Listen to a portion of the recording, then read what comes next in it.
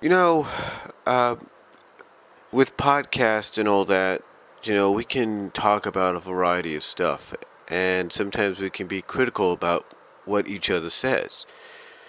So don't be surprised about me being a little critical when I talk about this one podcast from We Are the Geek. It's hosted by Uncle Yo, and basically it's a podcast that took place almost 2 years ago. Uh, and what I mean by almost 2 years, it'll be almost 2 years next month. The end of next month, or towards the end of next month, that Uncle Yo and a variety of guest hosts on his podcast had decided to dedicate a variety of episodes for a couple of months to the Disney afternoon. Basically, for a few months, I can't say if it was for about 3 to 4. I'm pretty sure it was about 4. They talked about all the shows of the Disney afternoon. They gave their opinions, and I have to say that I have to give them credit for doing some decent research. I really do. I have to give them credit there. But when they talked about Chippendale's Rescue Rangers, um, I first found out about this through the Acorn Cafe, which is the very popular Rescue Ranger message board. And somebody had done a topic on it and provided a link to it. So I listened to the podcast, and they did a decent job. Don't get me wrong. Uncle Yo and his guest host did a decent job on giving their opinions and feelings on the show. They definitely had shown um, that they did their research, on the background of how the show came about, how Chippendale got involved with the show, and so on. But there are some things that they left out, and I think they need to do a little bit more research on. And again, no offense. I mean, like I said, they did a good job, but this is part of the criticalness that I got towards the podcast, and that is there are some things that they needed to have a little bit more research on. And if you're going to talk about a show, you need to do more than just marathon, maybe a few episodes here and there. Um, I think you need to marathon at least half of the series if you're gonna talk about it, so that you can get a better idea of who the characters are, um, what they're really about, what the missions are about. And to be fair, they did talk about that. They did talk about that, and they gave a good analysis basically on who the characters were and what the mission was. But there's more to it. And then, of course, there was something that really ticked me off a little bit. Well, not really ticked me off, but I kind of listened to it, and I was like, no, the show's not really like that. The show's creators were never like that. I don't know where, they got that kind of information. But first of all, start off with the beginning. One of the things that kind of surprised me, that caught me off guard, and I was like, no, that information's wrong, is when Uncle Yo basically said that the Jets had performed and written both theme songs for Rescue Rangers and DuckTales. Well, first of all, let me correct this. And I don't know if he's listening or not, but let me correct this. Uh, the Jets did not, and I repeat, did not uh, write any of the theme songs. They didn't. That was done by, I think, a guy named Mark Rugger. Second of all, the Jets only performed a pop version of Chippendale's Rescue Rangers theme song, as well as did a music video for it. That is it. They didn't do any other pop covers or pop versions for any of the other Disney Afternoon songs. It was only for Chippendale Rescue Rangers, which kind of shows you that Disney had a lot of push behind this show. So that's one correction I wanted to get out of the way. Second of all, um, the one thing that really stuck out to me, that really, like I said, kind of ticked me off, but not really, was how they said that the show and the show's creators essentially kind of bullied on the character of Dale. And that they kind of used the characters to kind of do that. And how that, now, and how they felt that wasn't right. Well, first of all, I never saw any bullying whatsoever. Let's get that straight. Basically, the situation in certain episodes, like let's say Le Perfect Crime, what is it, Cry the Banshee, or something like that. What else? Trying to think of a few others. Rubber Bando, I think. Last Train to Cashville, or something like that. All these episodes that I mentioned, some of these episodes I mentioned, and probably some more. Basically, the situation with Dale in these episodes was more along the lines that, yeah, his hijinks, and sometimes his hijinks, if you will, his kind of like irresponsibility, I will put it that way, would land him and the Rangers in a lot of trouble. But what's surprising about this is Dale would use these episodes, well, not Dale, but the writers of these episodes would use Dale to redeem himself in the same episodes, to redeem what he had gotten himself and what he had gotten the Rangers into. They would use Dale to redeem Dale in these episodes. Basically, they would write it specifically to where, okay, Dale's partially, if not mostly, the reason this has happened, so now he's going to redeem himself. And that's what he does. And like I said, all the episodes that I mentioned, from Le Perfect Crime, the Cry the Banshee episode, I think, I gotta look at it again. One Epsman Chips, there's another one. Last Train to Cashville, all those episodes, and many more that I can mention, basically, they would use those episodes to have Dale redeem himself. End of story. There was no real bullying. And even if there was kind of any indication of that, you would have the characters, mostly sometimes Gadget, acknowledge, hey, we probably went a little too far in blaming Dale or teasing Dale or making fun of Dale. Thus, we ended up hurting his feelings, so we should go find him and make it up to him. And that is seen a lot of times as well. Le Perfect Crime, again, that episode, perfect example. She's the first one to acknowledge it. Double O Chipmunk, which is one of my all-time favorites, if not my all-time favorite episode. Gadget wants to make up for the Rangers hurting Dale's feelings, because all Dale's trying to do is trying to contribute to the team, right?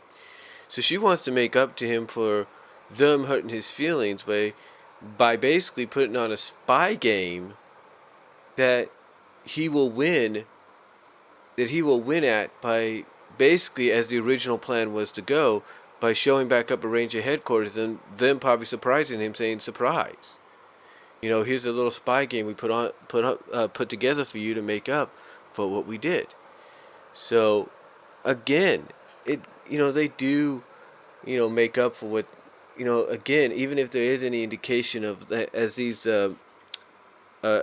two on We the Geek talked about it, even if there was any kind of bullying showcased, it didn't last long. And sometimes I will say this: yes, the Rangers would get annoyed with some of Dale's antics. I'm not going to deny that. And sometimes Dale did deserve to get, not talked down to, but basically kind of get himself straightened out. A wolf in sheep's clothing. A wolf in sheep's clothing. You have Gadget of all people basically telling Dale, hey, look, you know, basically, hey, enough of this whole believing in werewolves things just because you're reading these comics. They're not real. And then, of course, you end up having a situation where it turns out to be just that. Where it turns out to be just that, but from a scientific perspective. You know, but again, like I said, the only reason you might see any kind of bullying is, one, it's not because they're bullying him. It's basically they're saying, hey, look, enough. Stop believing what you're reading in these comics and start taking things seriously right now. And sometimes it works. Sometimes, if not most times, it does work. And Dale's like, okay, you're right. I need to stop believing this stuff. I need to take this seriously. And there are episodes where he basically does take the job seriously. Even in the 5-part pilot, he finally, by the third part, is like, you know what? It is time to take stuff seriously. And he does. He does take stuff seriously. So, to me, yeah, if there's any kind of like bullying, it's not intentional bullying. It's basically like saying, Dale, snap out of it. Dale, stop believing that stuff. It's getting ridiculous. It's getting annoying. But most of the other time, it's like they understand. But most of the other time, the characters are written to like, okay, we understand that this is who Dale is. We just got to accept it. But sometimes it will get to a point where even someone like Gadget and someone like Monterey Jack will be like, enough's enough kind of deal. You know what I'm saying? But like I said, there's no real bullying. It's more like, enough's enough, Dale. Just knock it off. Snap out of it. Anyway, that is one thing I think I want to clear up. There's no real intentional bullying. It's more like, even if it does seem like that at times, they do make it up to him. And sometimes when it does seem like it is and then again, there are other times that when it does seem like there's intentional bullying, it's more like of a frustrated enough's enough, Dale. Enough's enough of believing all this horror stuff that you read in your comics, all this fantasy stuff you watch on TV. It's time to realize this is reality and not make-believe. Or this is reality and not a comic book. But again, it's not intentional. It's basically to make a character like Dale realize, hey, you need to start taking things seriously. And let's be honest, we've seen this kind of stuff before in other shows. Ninja Turtles has done it. Mighty Ducks have done it. Gargoyles have done it.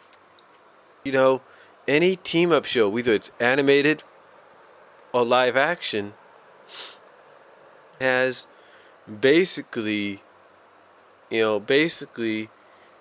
come out and had some of the characters tell the comic relief character, the laid back, relaxed character, hey, stop believing this kind of stuff and start taking things seriously.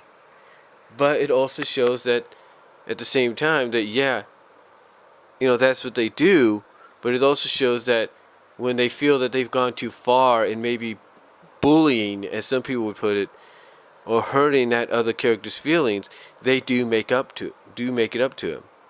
And that's what we see in Rescue Rangers. So to me, there's no intentional bullying. It's more along the lines of, at times it's just basically, enough's enough with the whole believing, oh, it's werewolves, it's aliens, it's this, it's that. And, it's more like it's annoyance, basically, on their part towards Dale. But on the other hand, it's when they do go, as some people would say, a little too far and hurt his feelings, they do end up making up to him. They do end up realizing, hey, we went a little too far. We need to make this up to him.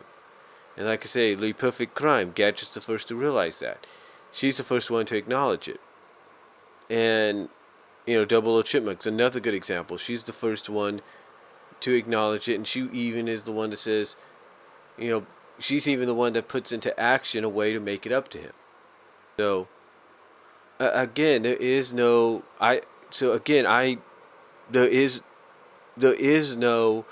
intentional bullying on behalf of the creators, through the characters on someone like Dale. There is no bullying.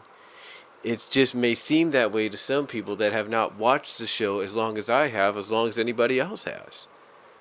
You know, um, you know, and another thing I want to talk about, they talk about the chip and gadget shipping, the chip and gadget pairing, and they get this because basically, from what they've watched in the opening of the show, the opening intro. Now, I will admit that a lot of times in the show, you had sometimes when the Rangers would split off and do things, you would have, Chip team with Gadget. There's no doubt about that. You would have Chip team with Gadget. And that's just the classic leader goes with the brains kind of deal. It's not, Disney trying to say, hey, we're going to tease a possible Chip and Gadget relationship. No. It's basically, and this is even in Ninja Turtles as well, it's the leader goes with the brain. When you split up, the leader has to go with the brain. The overall leader, strategist, has to go with the inventor, with the brainiac, and try to figure things out. That's what they do. You can even see it in today's 2012 to present Ninja Turtles cartoon on Nickelodeon. And that's just a situation that's, as to paraphrase a line in the Beauty and the Beast song, that's just something that's as old as time. It doesn't matter, what grouping it's always been. Whether it's just a one-time, team up, or just something that occasionally happens in the live-action shows of the past and present, or animated shows of the past and present. The Brainiac always ends up teaming with the leader, sometimes when they split up. And yeah, the Brainiac will probably go with the comic relief and other split ups, and the brawn, the muscle, will go with the leader, or the muscle will go with the brain, and the comic relief will go with the leader. It's not uncommon. So it's not. And, there is no teasing of a Chip and Gadget pairing. I mean, sure, there's some, moments where Disney throws hints at it. It doesn't tease it. They throw hints. But, that's about it. The furthest they ever went with Gadget and Chip is Gadget kissing Chip on the cheek when he agreed with her new method of doing non-violent, finding non-violent ways to solve crimes. And that was about it. But here's something that I think some fans don't ever look at when it comes to the episode where that happens. Okay? When Chip agrees and gets the kiss on the cheek, Dale agrees later. Dale's like, hey, I agree with you too. And he wants to kiss her as well. And it looks like Gadget's ready to accept it. And this time, though, it's not on the cheek, it's on the lips, right? Like, she's got this big smile expression on her face, like, okay, now Dale's on board. And he wants to kiss and he wants to do it on the lips kind of deal. Alright, fine. But then you have Chip interrupt him, like, oh, you don't know anything about being kind and gentle and blah, blah, blah. But this is where you get a debate with any kind of shipping group. Because you find these hints. You find these hints out there. You find these littlest details. And when I look at Disney and I look at Chip and Dale Rescue Rangers, not that I have anything against the Chip and Gadget pairing. I mean, if they wanted to do that and they still want to do that down the line, that's totally up to them. But to me, I think originally when Disney launched this show, that they had planned to do a Dale and Gadget pairing. I know that sounds crazy, right? Well, think about it this way. When Angela came on board in Gargoyles, did anybody think she was going to end up with Broadway? No. Everybody assumed it would be Brooklyn, but it wasn't. It was Broadway. Disney threw you a curve there. And Disney's done that in the past, even in shows before that. And again, it's to show you that sometimes the leader or the hero doesn't always get the girl. It's always the person that's more down to earth, more understanding of what this girl likes and who this girl is, that ends up winning her heart. And to me, I think that's what Disney was planning to do with Dale and Gadget in Rescue Rangers. Now you might say, well, you don't know if that's true, Brian, and you're right. I don't know if that's true or not, but just the fact that you had so many indications of it, so many hints or teases, as some people like to put it, it's not funny. It really isn't. I mean, take a look at Categories Not Included. Yeah, Chip's the first one to do a little flirtation with Gadget, so it kind of right there in that very first episode of the series gives you an idea that, okay, Chip's attracted to Gadget, and when Chip and Dale get like this, she gets attracted to them. And then here you have Dale jumping in, taking advantage of the situation, right? And he's the one that actually succeeds in kissing her on the arms and almost on the mouth, but doesn't come close thanks to Chip. All right? So that's number one. That's the first hint. Then you have carpet snaggers. Carpet snaggers, which basically you have, for one of the very first times, you have Dale and Gadget paired off, accidentally, because both of them are stuck on a carpet, because Dale tried to get Gadget off the flying carpet, or the mechanical flying carpet. And basically, as Dale falls off one carpet onto another, Gadget's climbing down this pearl necklace down to him. The wind basically knocks her off the necklace. He catches her. She says her line and hugs him. There's another hint. You know what I'm saying? There's another hint. And then of course you have Dale beside himself. That's got like one or two hints at the end. Even if the Dale that Gadget interacts with is, at first is the alien in disguise, and she tells him to come sit by him. That's one hint, even though it's a alien disguised as Dale. And then you have the hug. Then you have her hugging the real Dale at the end. It's like, come on, how many hints do you have to throw already? That's like three or four. That's actually four already, right?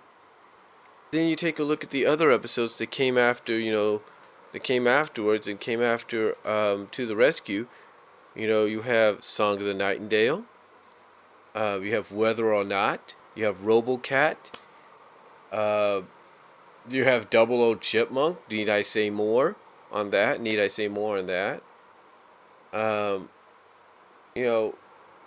The Perfect Crime in a sense. In some sense, just all these hints or teases. And if that doesn't indicate to someone that, Disney was probably planning to go down this route, I don't know what is. So, to me, I think Disney was planning to do this. I really think they were. And they were planning to do this, with something that these guys didn't mention because, well, I guess they felt it wasn't necessary to mention. And that was the fact that just like DuckTales, Chip and Dale Rescue Rangers was originally supposed to have a movie the following year after the DuckTales movie was released. DuckTales, the movie, of course, released in 1990. Rescue Rangers was supposed to have a movie in 1991. But they never got it. They never got the movie due to the box office disaster of DuckTales.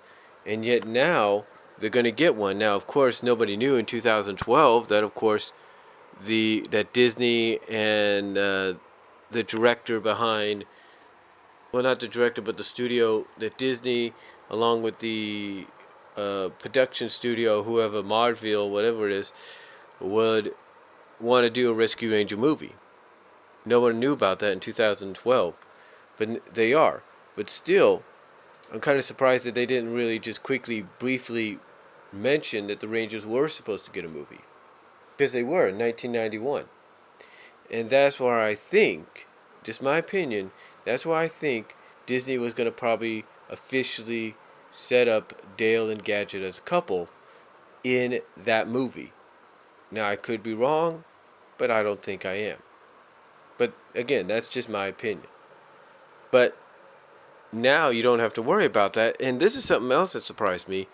They didn't mention the one show. I mean, they did mention some of the characters that made like maybe one or two appearances, like the Pirates and Kaneda and somewhat.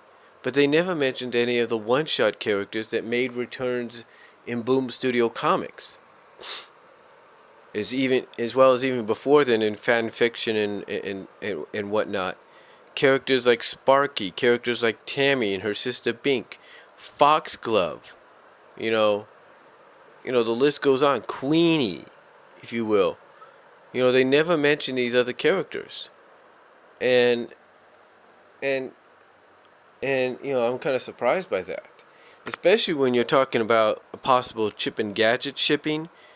You don't mention the fact that now, thanks to Boom Studio Comics, you kind of have an official on and off relationship between Dale and Foxglove.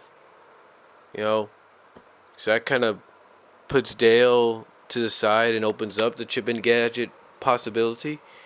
But still, I'm a little surprised it didn't mention any of those one shot characters. I'm surprised it didn't mention the Rescue Rangers return to the comics in Boom Studios Comics, or return to the media in Boom Studio Comics. I'm kind of surprised they didn't mention that. I didn't, that they didn't mention that Boom Studios had made a deal with Disney at the time to take several Disney Afternoon properties and put them back into comic books.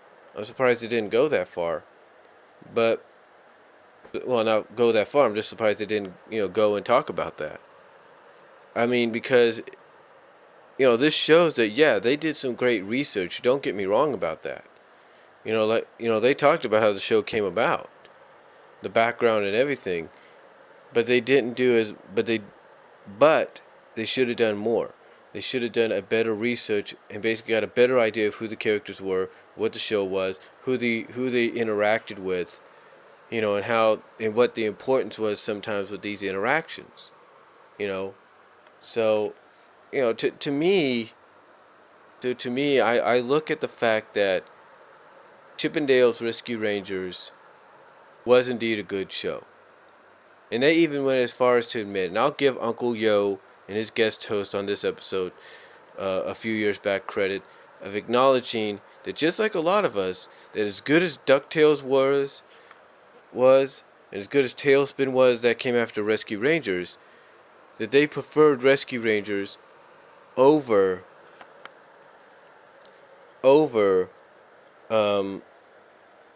those shows. And I don't think anybody could really blame them, if you know what I mean. So, to me, I'll give them credit where credit's due. They did a decent job in giving their opinions and doing the research to the best of their abilities. But I'm just doing some critical suggestions for next time, and some kind of adding some of the missing pieces that they left out, or they didn't want to mention, or they didn't know about. So again, I give credit to them. I suggest you guys watch or listen to the podcast. I'll provide a link down below if I can. But again, it's just me on that, and it's just my opinion on it. It's just my critical suggestion. That next time anybody does something like this, you need to really do your research. You really do. And get all the details you can.